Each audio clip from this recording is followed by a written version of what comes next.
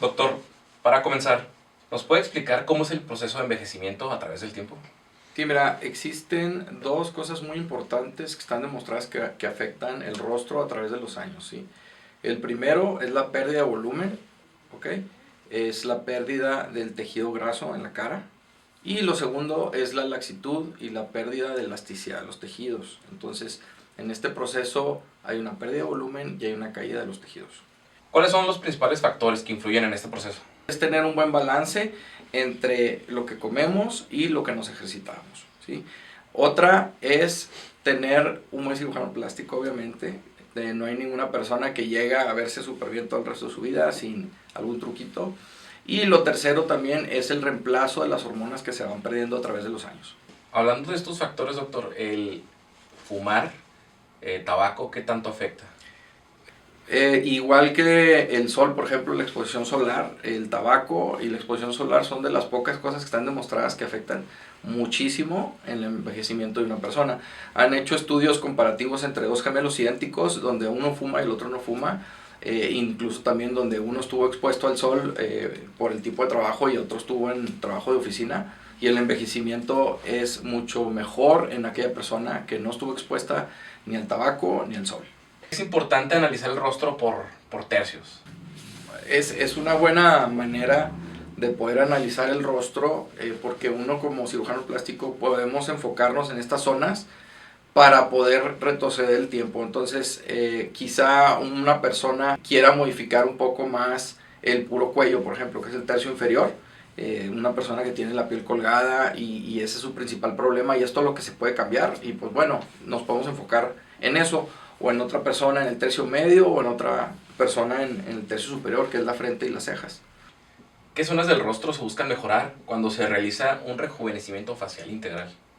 Mira, casi siempre lo mejor es enfocarnos en las zonas de problema, ¿ok? Todas las personas envejecen de manera distinta, y lo mejor es tratar de retroceder el tiempo en aquellos lugares o en aquellas zonas de la cara donde son afectadas más por el paciente. Hay personas que envejecen más en la frente, con arrugas prominentes, caída de la ceja. Hay personas que envejecen más en el tercio medio, en la caída del rostro, los jowls muy pesados, y hay personas que envejecen más en el tercio inferior, por ejemplo, una papada muy grande, la piel bien colgada. Pero generalmente son mezclas, ¿no? O sea, a veces mejoramos dos zonas, a veces mejoramos incluso las tres.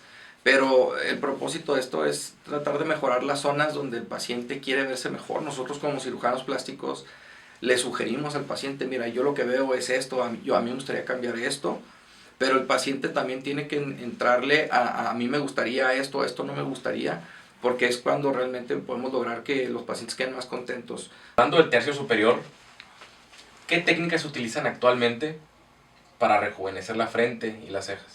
Las técnicas no quirúrgicas ya las conocemos todos, pues son básicamente es la toxina botulínica, porque nos ayuda mucho a modular la fuerza muscular que ocurre en la frente, ¿no?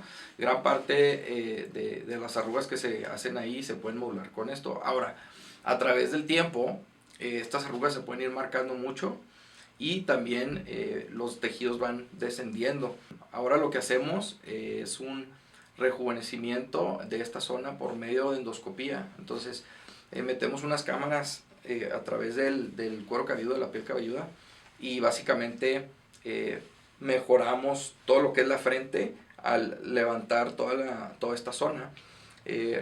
Los músculos de la zona central se debilitan, hacemos unas miotomías muy específicas, y podemos elevar todo esto en bloque. Esa es la técnica más elegante para manejar el tercio superior, ya que subimos todo en bloque, el paciente no va a cambiar sus expresiones de ninguna manera, y podemos mejorar también la fuerza muscular en la zona central, y de esta manera el paciente no se forza a tener que estar levantando las cejas para contrarrestar los efectos de la caída del párpado, ¿no? Que es una técnica con malla.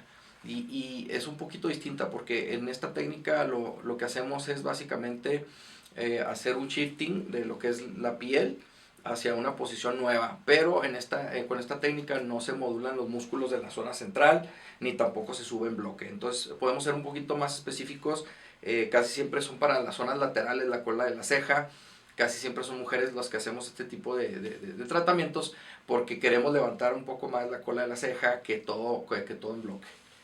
Yo sé que esto va a depender mucho de la edad y de todos estos factores que nos hacen envejecer, pero ¿en qué punto ya es recomendado hacer un levantamiento de ceja? ¿A qué voy con esto? ¿Tiene que ser ya cuando se marca? ¿Puede ser de una manera preventiva cuando empieza a haber Mira, datos? casi siempre la prevención la realizamos con toxina botulínica, o sea, se aplica un poco de botox en los músculos. Con esto nos podemos llevar una buena cantidad de años, reduciendo la fuerza muscular y evitando que esas líneas tan fuertes se marquen en la frente o en el entrecejo.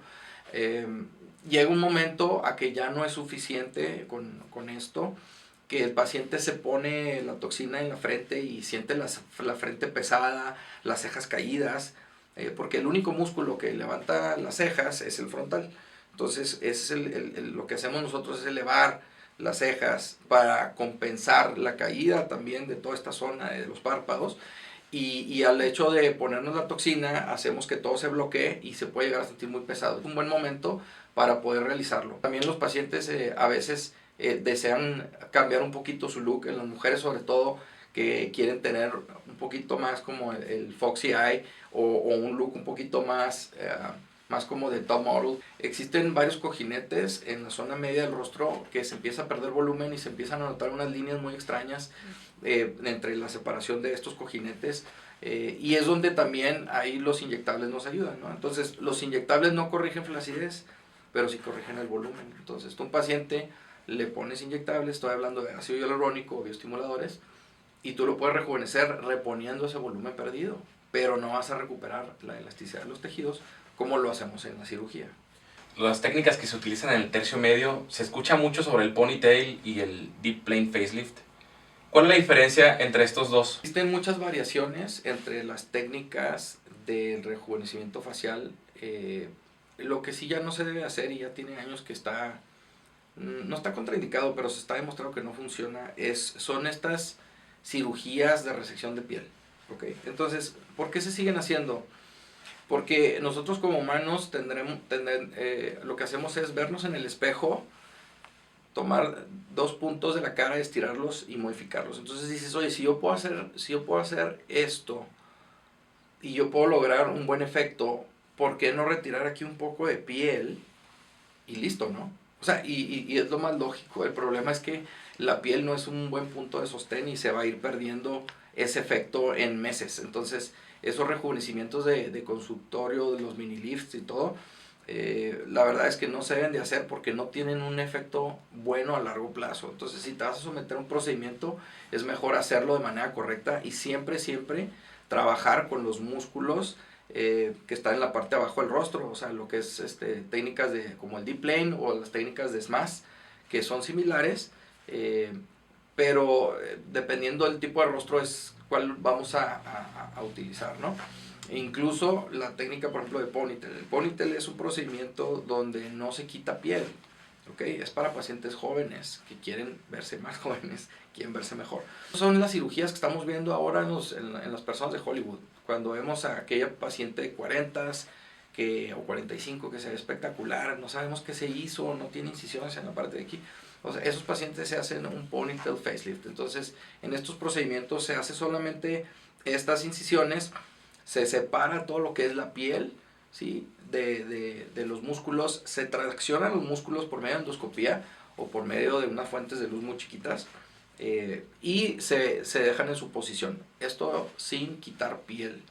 Obviamente esas cirugías son para pacientes jóvenes y si tenemos ya una cara pesada, colgada, pues obviamente necesitamos hacer los procedimientos un poquito más fuertes y es cuando hacemos ya las técnicas de deep plane, las técnicas de subesmas o highsmas, donde nos metemos por esta capa y estiramos de una manera más profunda y obviamente hay que retirar mucha piel en algunos casos porque hay mucho excedente también de piel y no vamos a dejar la piel sobrante en estos pacientes, ¿no? Hablando del tercio inferior, ¿cómo corregimos la flacidez de la mandíbula y del cuello? Es una manera obviamente similar a lo de la cara, sobre todo por ejemplo los hombres que les da miedo cambiar su rostro y traen toda la papada colgada y todos los tejidos aquí muy flácidos.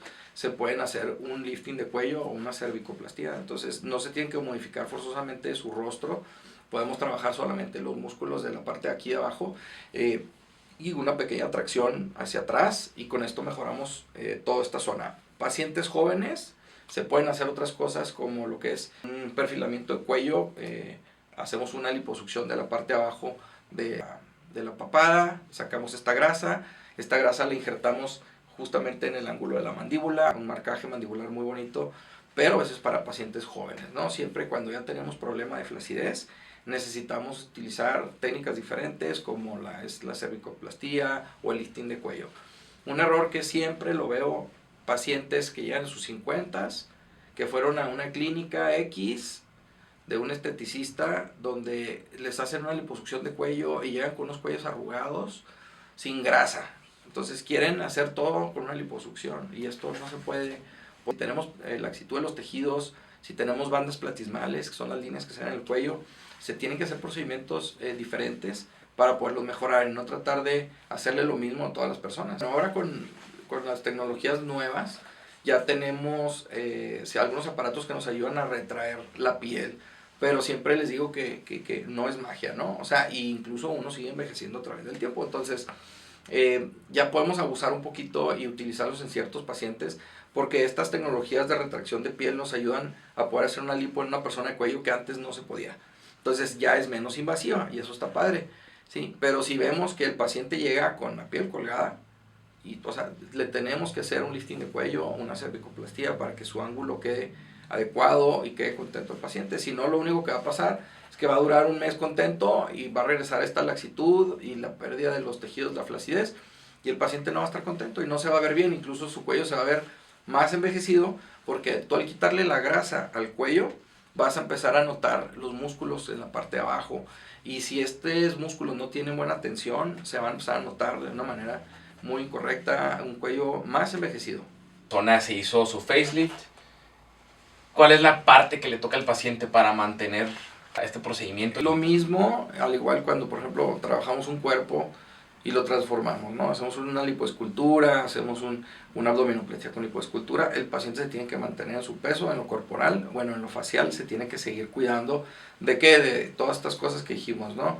El paciente que fuma idealmente tiene que dejar de fumar, el paciente que se expone al sol se tiene que empezar a usar filtro solar. Los músculos en algunas partes del rostro se siguen contrayendo, ¿verdad? Entonces, para mantenimiento de un buen resultado, a veces un poco de toxina botulínica cada 6 meses ayuda mucho. Y pues bueno, su visita cada 6 meses con su médico para que le pueda dar el seguimiento, y antes de que empiece a envejecer una zona que ya se arregló, se le pueden dar tratamientos sutiles para que no se vea el cambio drástico y que siempre se mantenga bien, ¿no? Este es algo de mantenimiento. Yo siempre digo a los pacientes, mira, tenemos un plan A y tenemos un plan B, ¿verdad? El plan A es lo ideal, pero si tú no quieres el plan A porque no estás lista para un procedimiento, una cirugía, te podemos ofrecer el plan B, que también vas a mejorar, ¿verdad? Es una buena inversión, definitivamente no es para todos. Yo siempre le digo a las personas que no se dejen influenciar ni por el familiar, ni por la amiga, o sea, que ellos tomen sus propias decisiones. Y el chiste es ofrecerles algo que queden contentos con el resultado, siempre valorando obviamente un riesgo bajo en todos los procedimientos.